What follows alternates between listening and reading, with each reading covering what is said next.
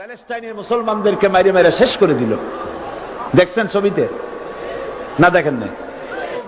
বিল ক্লিনটনের আশ্রয় প্রশ্রয় লালিত পৃথিবীর অসভ্য জাতি সন্ত্রাসী ইহুদিরা প্যালেস্টাইনের মুসলমানদেরকে পাখির মতো গুলি করে হত্যা করছে। দেখেছেন তাকাইয়া? প্যালেস্টাইনে ইসরায়েলিরা হেলিকপ্টার গানশিপ কামান বোমা নিক্ষেপ করছে, আর প্যালেস্টাইনের শিশু কিশোর যুবকেরা ইহুদিদের নিক্ষিপ্ত বোমা আর কামানের মোকাবেলা করতেছে পাথর দিয়ে। আমি আমার অন্তরের অন্তঃস্থল থেকে ধন্যবাদ জানাই, মোবারকবাদ জানাই খালিদ বিন ওলীদের উত্তরসূরি, খাব্বাব খোবাইবের উত্তরসূরি প্যালেস্টাইনের ওই সব যুবকদেরকে যারা কাফের বেঈমান ইহুদিদের মোকাবেলা করতেছে ইট আর পাথর দিয়ে। আর আমি আমার অন্তরের অন্তঃস্থলে সমস্ত ঘৃণা দিয়ে আমি ধিক্কার জানাই পৃথিবীর মুসলিম শাসকদেরকে যারা মুসলমানদের মার দেখে চুপ করে যারা বসে আছে। তবে হ্যাঁ, যুরিবাত আলাইহিমুয যিল্লাতু ওয়াল মাসকানা ওয়া বাউ বিগাদাবিন মিনাল্লাহ। আল্লাহর গজব আসবে, ইহুদিরা পৃথিবী থেকে নিশ্চিহ্ন হবেই হবে ইনশাআল্লাহ। বেচারা বুঝতে পারছে যে মরার পর তার অবস্থাটা কি হবে, তো এদিক দিয়ে কাটাছেড়া করে যদি শেষ করে দেয় সেই ভালো, কবরে না যায়। তাকে রাখা হলো বারডেমের ডিপ ফ্রিজের ভেতরে।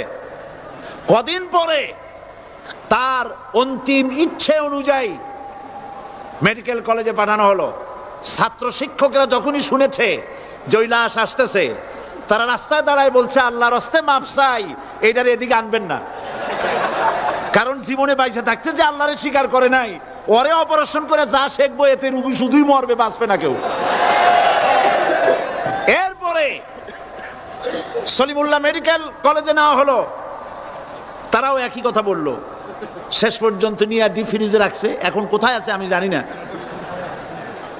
এখন লাশের অবস্থা এই হয়েছে যে রাস্তায় যদি ফালায় দেয় কুত্তাও খাবে না, কারণ এত বাসি লাশ। আমার দেশের কুত্তা এত অভদ্র না যে এত পচা লাশ খাবে। আল্লাহকে অমান্য করলে পরে, অস্বীকার করলে পরে আল্লাহ পাক এইভাবে শাস্তি দেন। আর এগুলোর নাম হলো বুদ্ধিজীবী। এগুলোর নাম কি? বুদ্ধিজীবী। আর বুদ্ধিজীবী এটা হচ্ছে জীবী। জীবী মানে কি? পেশা। মৎস্য বিক্রি করে যারা জীবিকা উপার্জন করে তাদের কি বলে? যারা চিকিৎসা শাস্ত্র এই দিয়ে যারা জীবিকা নির্বাহ করে তাদেরকে কি বলা হয়? যারা আইন ব্যবসা করে, আইন ব্যবসা করে জীবিকা নির্বাহ করে তাদের কি বলা হয়? যারা কৃষি পণ্য উৎপাদন করে জীবিকা নির্বাহ করে তাদেরকে কি বলে?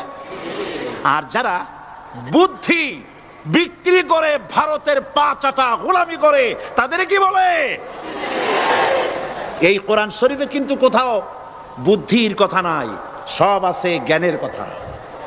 কোরআন শরীফে কি আছে? কোথাও বুদ্ধির কথা নাই, সব জায়গায় জ্ঞানের কথা। কোরআন শরীফে কি কথা আছে হে আল্লাহ তুমি আমার বুদ্ধি বাড়ায় দাও? আছে? কোরআন শরীফে আল্লাহ রাব্বুল আলামিন শিখায় দিয়েছেন, বলো রব্বি জিদনি ইলমা। পড়েন সবাই, রব্বি জিদনি ইলমা। আয় আল্লাহ তুমি আমার বুদ্ধি বাড়াও। নাকি তুমি আমার কি বাড়াও? আমার জ্ঞান বাড়াও।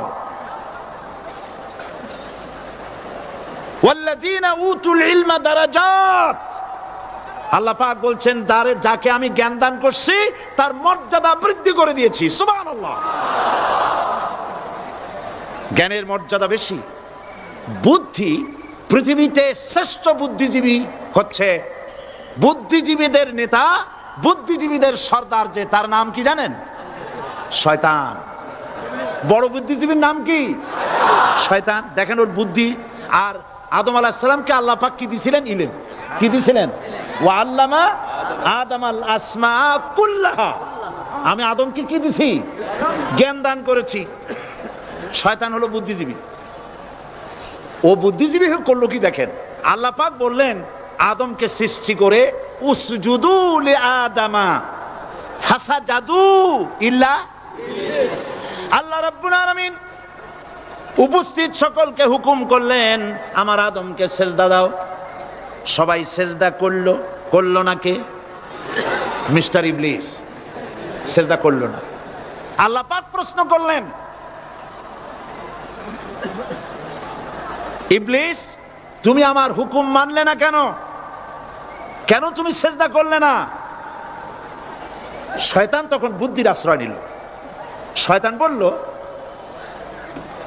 খালাকতানি মিন নার ওয়া খালাকতাহু মিন তিন। আয় আল্লাহ, তুমি তো আমারে বানাইছো আগুন দিয়ে, আর আদমকে বানিয়েছো মাটি দিয়ে। আনা খায়রুম মিনহু, আমি তার থেকে উত্তম। কারণ তুমি আমাকে একটা অবৈজ্ঞানিক আদেশ করেছো। মাটির গতি নিম্নমুখী আর আগুনের গতি ঊর্ধ্বমুখী। ঊর্ধ্বমুখী জিনিসকে নিম্নমুখী জিনিসের সামনে মাথা নত করতে বলা সম্পূর্ণ আনসাইন্টিফিক। এই জন্য আমি এটা মানতে পারিনি। আল্লাহ পাক বললেন কিচ্ছু না, মানুষ জায়গা না পাই আসতেছে, বসান। এখানে যারা দাঁড়িয়েছে বসা লোকেরা, তাদেরকে বসায় দেন, বসেন। আরে ভাই, আপনারা বোঝেন না কেন? সরকারের সোনার ছেলেরা এইখানে আসার সাহস করবে না। জায়গা পায় না।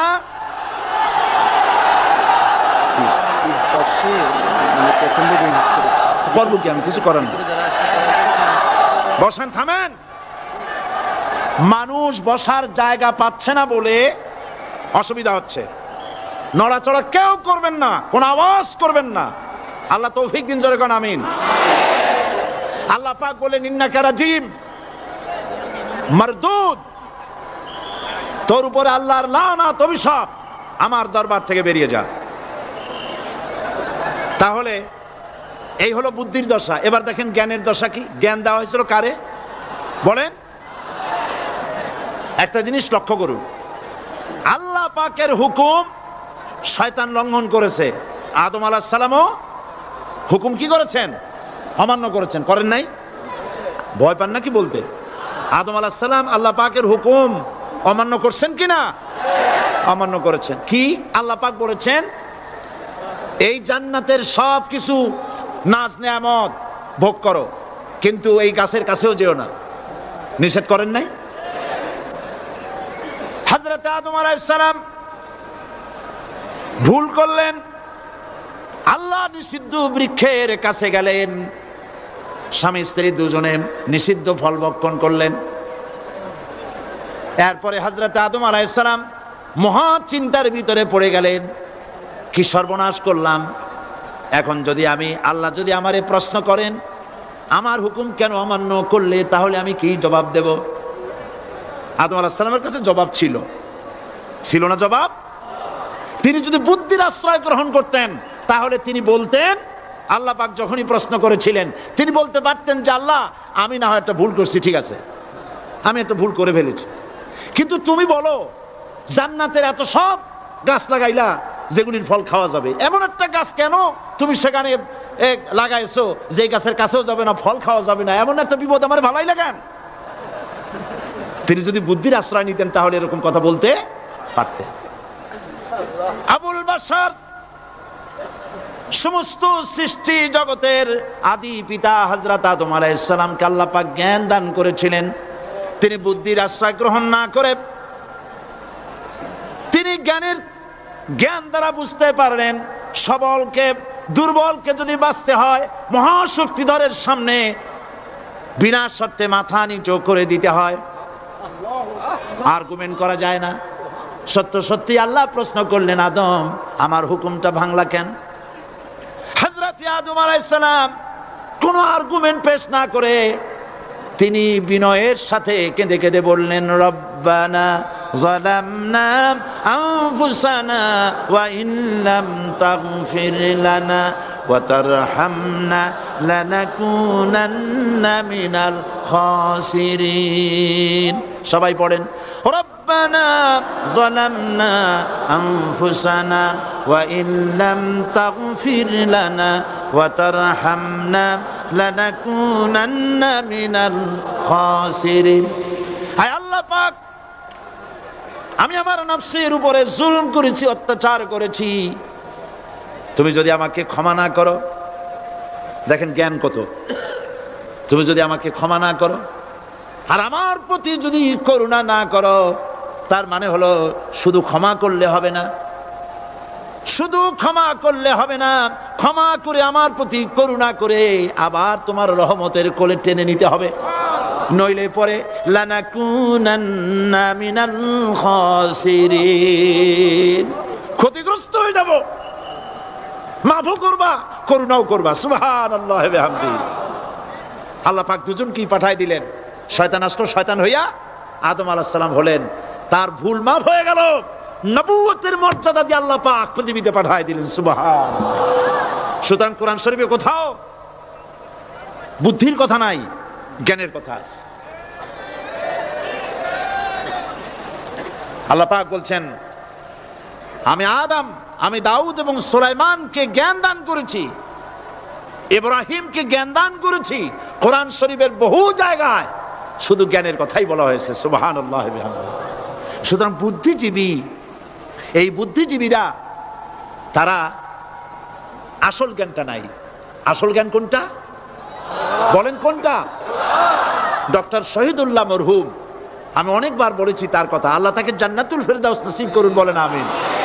ডক্টর শহীদুল্লাহ মরহুম বলতেন তার লোকদেরকে যে তোমরা বিদেশ থেকে অনেক ডিগ্রি নামের আগে আনতে পারো, তোমরা পণ্ডিত, একথা আমি স্বীকার করি, কিন্তু কোরআন শরীফের জ্ঞান যদি না থাকে তাহলে পণ্ডিতের আগে আর একটা শব্দ বসবে, মূর্খ পণ্ডিত।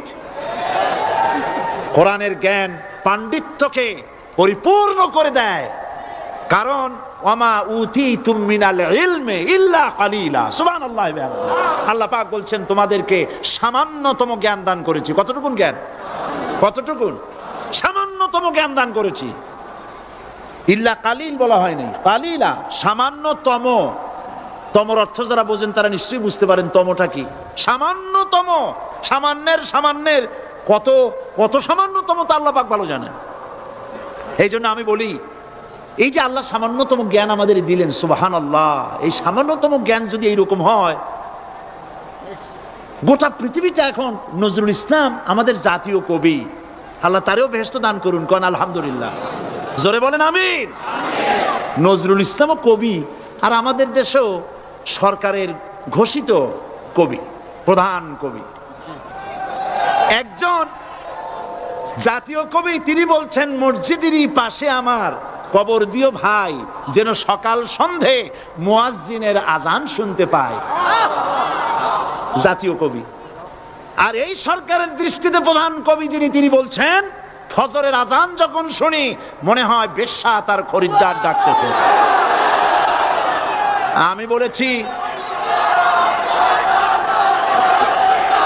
আমি বলেছি এটা তো তুমি শুনবাই, কারণ ছাত্র জীবন থেকে ওই আওয়াজ শোনার যাদের অভ্যেস, বুড়া হইছে এখনো বেশ্যার আওয়াজ ছাড়ার কানে কিছুই আসে না। নাউজুবিল্লাহ, নাউজুবিল্লাহ, আল্লাহর লানত। বন্ধুগণ, মানুষ নাস্তিক হয় কখন? যখন তার কাছে আসল জ্ঞান থাকে না। কোরআন হচ্ছে আসল জ্ঞান। কাজী নজরুল ইসলাম বলেছেন, আজ থেকে কত বছর আগে, বিশ্ব নিখিল দেখবো আমি আপন হাতের মুঠায় পুরে। আজকে পৃথিবী আপনার মুঠায় আসছে না? উনি দেখে যান নাই, কিন্তু আসছে কিনা? আজকের পৃথিবীর নাম হয়েছে গ্লোবাল ভিলেজ। গোটা পৃথিবী এখন একটা পল্লী। আমেরিকার নির্বাচনের ফলাফল আমরা এখানে বসে দেখতেছি, দেখতেছেন কিনা? আমেরিকা একটা প্যাঁচ লাগিয়ে গেছে না? কালকে বলছি, আমেরিকা তো এরকমের বাংলাদেশি প্যাঁচ লাগা উচিত ছিল না, কিন্তু প্যাঁচটা লাগলো কেন? আমার মনে হয় যে আমাদের দেশের সরকার প্রধান বারবার যাওয়াতে এই রোগ ওখানেও সংক্রামিত হয়েছে।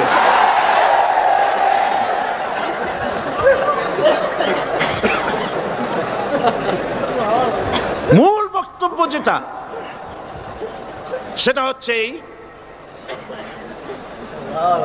পৃথিবী এখন গ্লোবাল ভিলেজ, হাতের মুঠায় চলে আসছে।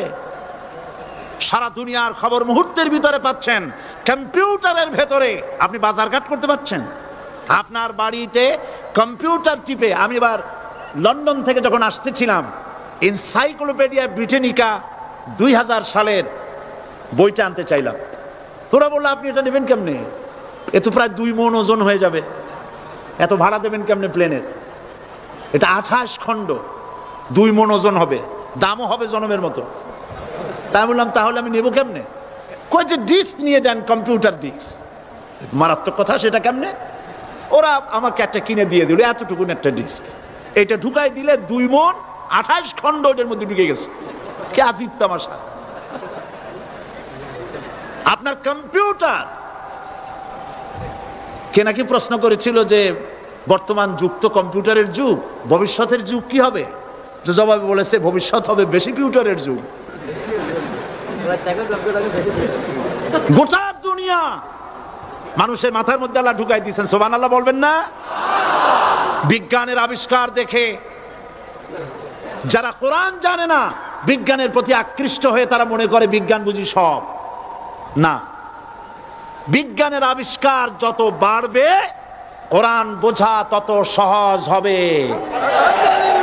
তাও সুবহানাল্লাহ কইতে ইচ্ছা করে না? বিজ্ঞানের আবিষ্কার যত বাড়বে, কিয়ামত পর্যন্ত পৃথিবীর বিজ্ঞানীরা কোরআনের সামনে ভিক্ষুকের মতো 2টি হাত পেতে দাঁড়িয়ে থাকবে। কারণ ইয়াসিন ওয়াল কোরআনিল হাকিম, এটা বিজ্ঞানময় কোরআন। জোরে বলেন সুবহানাল্লাহ। বিজ্ঞান দিয়ে ভরা, সুবহানাল্লাহ। আমি অবাক হই, আল্লাহ বলছেন ওমা উতিতু মিনাল ইলমি ইল্লা কালিলা, সামান্যতম জ্ঞান দিছি। যখন আমি পাথফাইন্ডারের কথা শুনলাম, মঙ্গল গ্রহে গেছে 8 মাস সময় লাগলো, প্রতি মিনিটে 1600 মাইল গতিবেগে, প্রতি মিনিটে 1600 মাইল গতিবেগে 8 মাস পথ অতিক্রম করে মঙ্গল গ্রহে অবতীর্ণ করলো পাথফাইন্ডার। পর্দাটা ফেটে গেল, ছোট্ট 10 কেজি ওজনের একটা গাড়ি বেরিয়ে এলো, 4 চাকার একটা গাড়ি, ওর মধ্যে পাওয়ারফুল ক্যামেরা আরো কি কি ছিল, সেটা ওখান থেকে ফটোগুলি ক্যাচ করছে আর ট্রান্সমিট করে দিচ্ছে নাসায়। সেখানে বিজ্ঞানীরা বসে দেখতেছে পৃথিবীর মাটি থেকে 49 কোটি কিলোমিটার দূরে মঙ্গল গ্রহের ছবি ওখান থেকে আসতেছে। এক পর্যায়ে বিজ্ঞানীরা তারা দেখতে পেল যে এই পাথফাইন্ডারটা চলতে গিয়ে একটা পাথরের সাথে ধাক্কা লেগে কাইট হয়ে পড়ে গেছে। এখন এটা কাইট হয়ে পড়ে গেছে, এখন তো তার ফাংশন বন্ধ হয়ে গেছে। বিজ্ঞানীরা মাটির পৃথিবীতে বসে কম্পিউটার মনিটরিং করে 49 কোটি কিলোমিটার দূরের কাইট হয়ে পড়ে যাওয়া পাথফাইন্ডারকে সোজা করে দিল। আমি চিন্তা করি, আল্লাহ পাক বলছেন ওমা উতিতু মিনাল ইলমি ইল্লা কালিলা, তোমাদের সামান্যতম জ্ঞান দিছি। এই যদি হয় সামান্যতম জ্ঞান, আমার আল্লাহর জ্ঞান কত বড়! এ হচ্ছে আমার আল্লাহ, সুবহানাল্লাহ বলেন। এই হচ্ছে আমার আল্লাহ।